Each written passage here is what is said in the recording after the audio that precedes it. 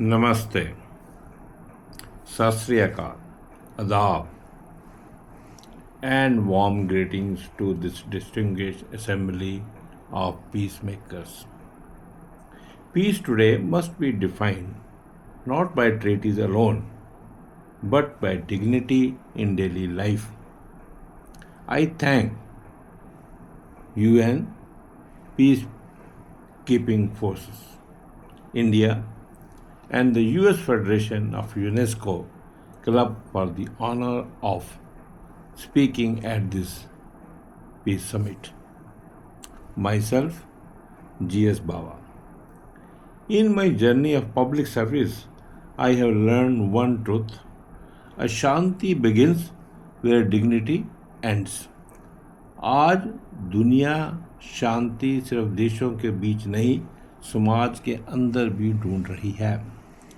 संस्थाओं और नागरिक के बीच अशांति युद्ध से नहीं, अनसुनेपन से होती है। जब एक माँ अपने बीमार बच्चे से मिलने के लिए हवाई जहाज का टिकट नहीं खरीद पाती, जब एक छात्र सिस्टम में फंस कर रह जाता है, जब नागरिक को लगता है कि न्याय बहुत महंगा हो गया है और बहुत देर से मिलेगा, जहाँ गर्मियाँ ख़त्म होती है वहीं से अशांति शुरू होती है। भारत ने दुनिया को बहुत कुछ दिया है, दो मंत्र भी दिए हैं। पहला अहिंसा परमो धर्मः, दूसरा वसुधैव कुटुंबकम। पूरा विश्व एक परिवार है, लेकिन हमारे शास्त्र यह भी चेताते हैं, दृढ़ दोषो गुण राशि नाशी। गरीब सबसे बड़ा दोष है, गरीबपना सबसे बड़ा दोष है। इसलिए सच्ची शांति के दो स्तंभ हैं: किफ़ायती पहुंच और समय पर न्याय। भारत में उड़ान योजना इसी भावना का एक प्रतीक है। हवाई चप्पल वाला हवाई जहाज में उड़े सिर्फ नारा नहीं है, यह सोशल पीस का एक उदाहरण है। जब दूरियां मिटती हैं तो दिल जुड़ते हैं। To meet the UN, I am addressing to the august audience available here. To meet UN Sustainable Development Goal 16, we must see affordable mobility as a pillar of justice. In my work with social society, we focus on two universal dimensions of peace. पहला आर्थिक शांति, economic peace. Mobility is the first freedom, yet globally we see a trend where essential public services are priced in ways that exclude the common citizen. When infrastructure built for future generation is burdened with short-term cost recovery, societies divide. The principle we must uphold is intergenerational equity. Public assets must remain public in spirit, affordable, accessible, and fair. Profit must be patient so that peace can be permanent. Because when travel becomes a luxury, the world becomes smaller for the many and larger for the few. दूसरा स्तंभ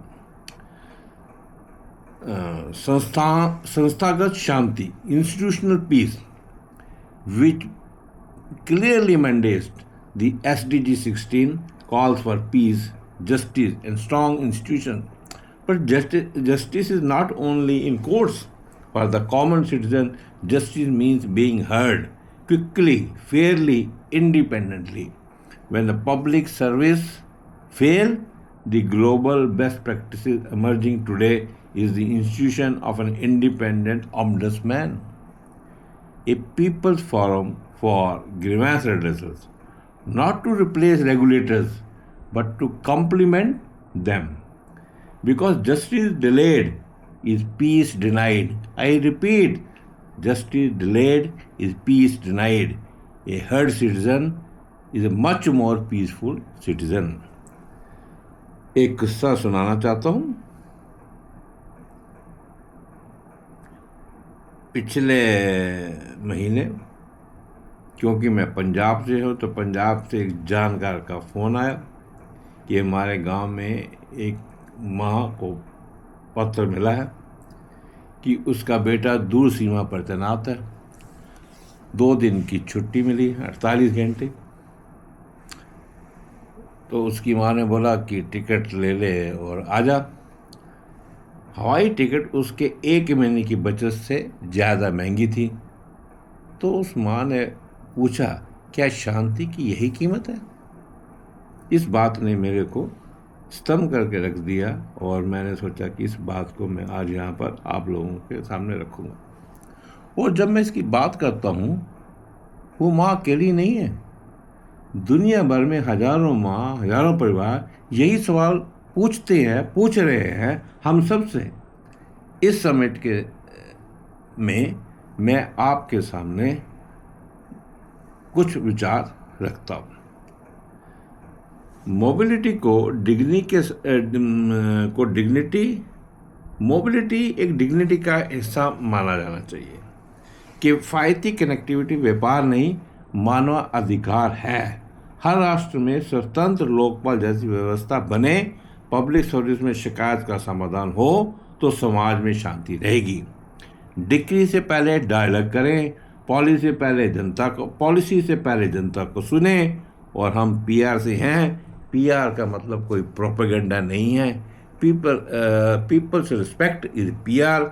मित्रों, उद्यान ही सिद्ध्यंति कार्य ना मनोरथे। शांति इच्छा से नहीं होती है, प्रयास से होती है। हम सबको इसमें एक प्रयास करना चाहिए।